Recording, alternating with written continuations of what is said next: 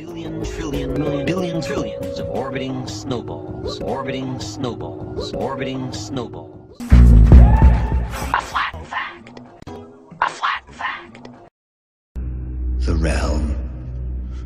Do you know what the realm is? A story we agree to tell each other over and over till we forget that it's a lie. Greetings, ladies and gentlemen, and welcome back. We are in a race to the bottom, and we are winning. But we could change that. Today's vlog is about 19th century, jaw-dropping, high-resolution images. And there are tens of thousands of them. Would you believe this 19th century photograph is 3.2 meters wide and 1 meter high, and weighs in digitally at a whopping 3,000 megabytes. If you find this hard to believe, you wouldn't be alone.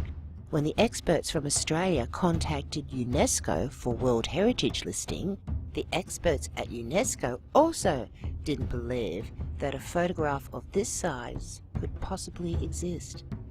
The 19th century photos were discovered in Australia in 2013, and from what I can find were only released to the public in 2017. I have many images from the 19th century that are incredibly crisp and sharp. Some of the images are so crisp and sharp that one could think they were photographed this morning.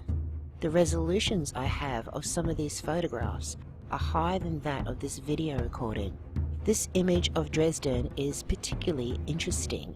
The clarity is amazing, and we see covered wagons in the street. Civil War photos that look like they were photographed yesterday. And many photos of empty cities, also in seemingly such high definition, and from what I was ever taught or told should not have been possible in the 19th century. Upon researching this discovery in Australia, I was led to find more photographic collections, how they were done, and then I was able to follow the technique back to the 17th century, and to 17th century video. In 2013, photographs of 19th century Australia were found in a backyard garden shed in Chatswood, Victoria, Australia. The collection is named after the man who commissioned the photographs. The Bernard Otto Holterman collection comprises 3,500 glass photographic negative plates. UNESCO was contacted about the two largest images, and as quoted by Margaret Riley, Curator of Research and Discovery, State Library of New South Wales, UNESCO did not believe that the photographic plates could possibly exist, and now 3 of these images have been recognised by UNESCO as the world's largest 19th century photographic negatives. So how big are they? Each of the 3,500 negatives are glass. All but 3 of the glass negatives are 8 millimeters thick and 1 meter high and 1 meter wide.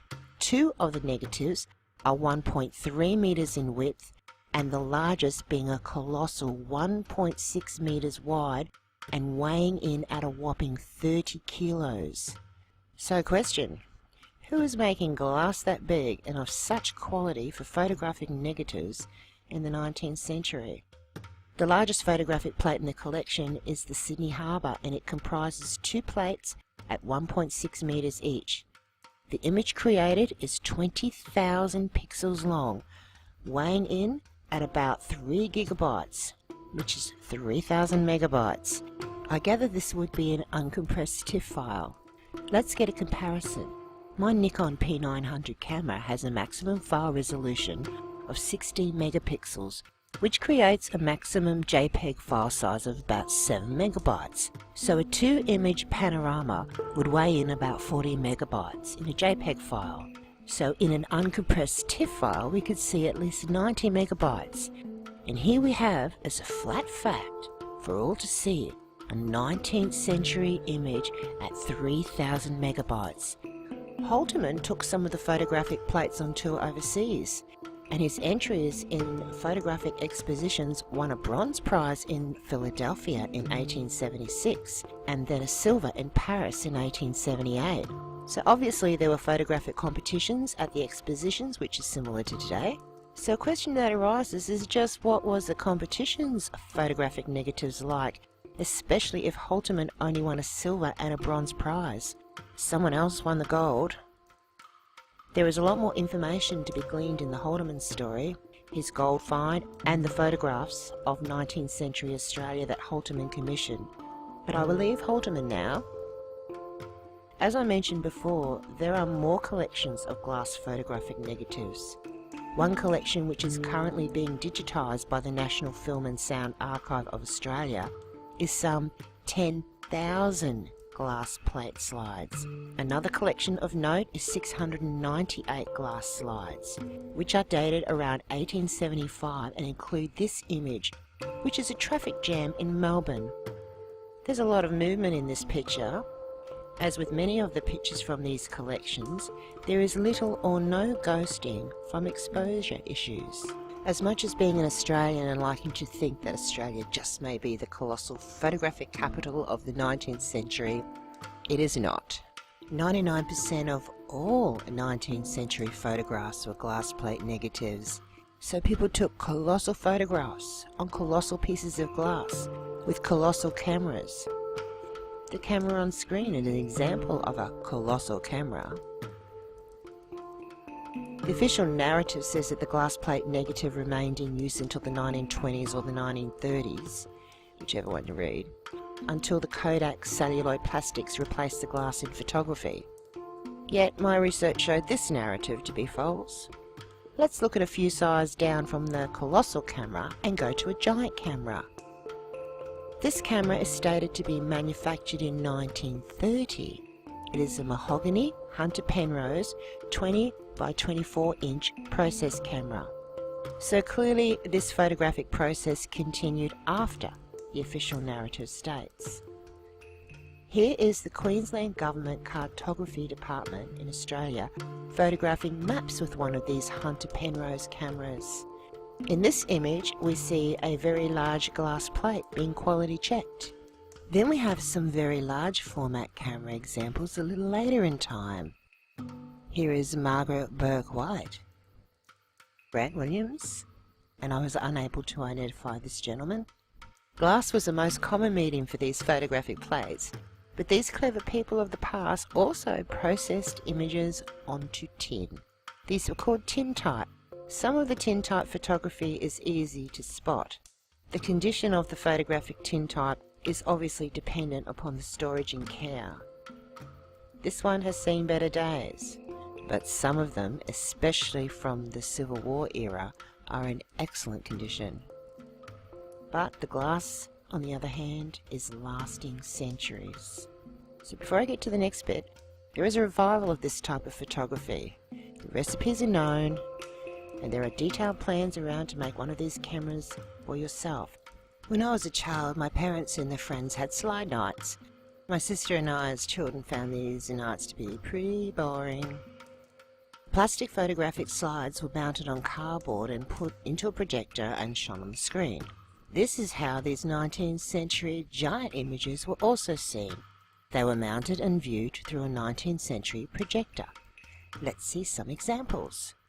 Oh, if you've been researching the 19th century mudflood and hidden history, you would have seen many images like this.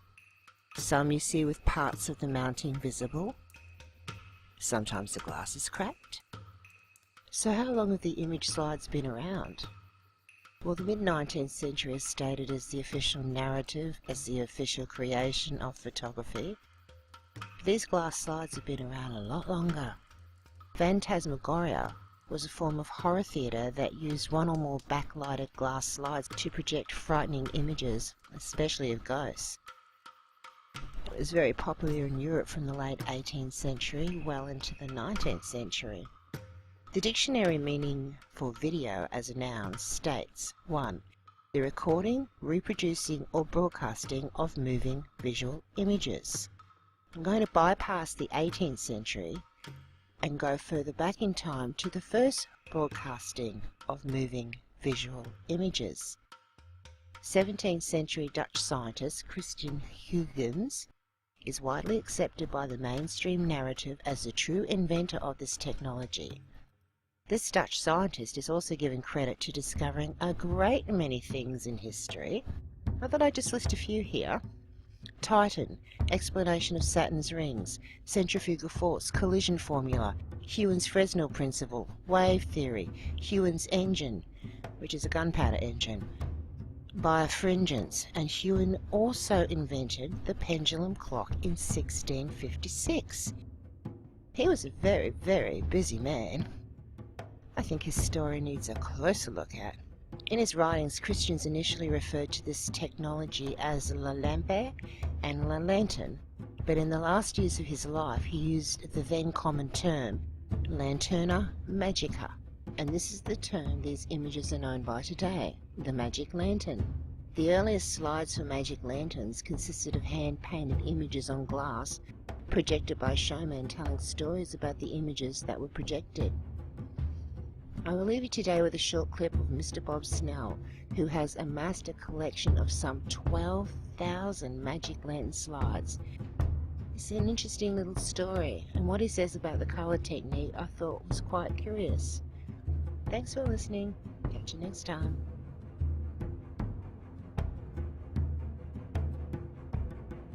Well, where to start? Slides under there, slides there, slides over there, slides in here. Oh, I found them all over the country as I traveled around and different antique collector shows and whatever. And this probably wouldn't impress anybody nowadays. However, you go back 100 and some odd years ago,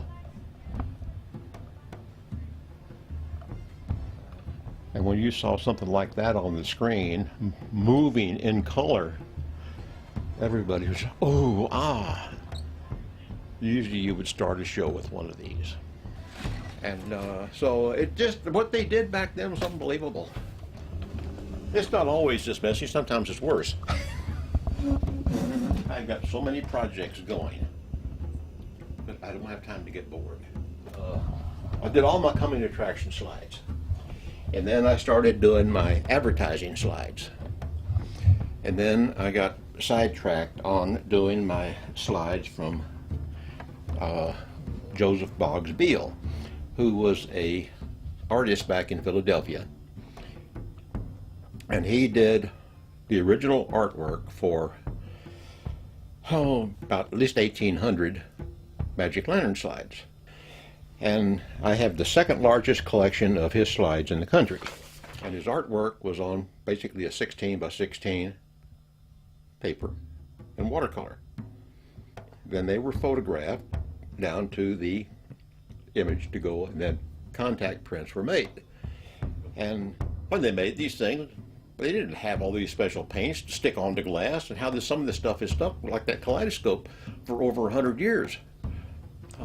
And a lot of these things were stored in garages, basements, barns, whatever, you know, in all kinds of conditions.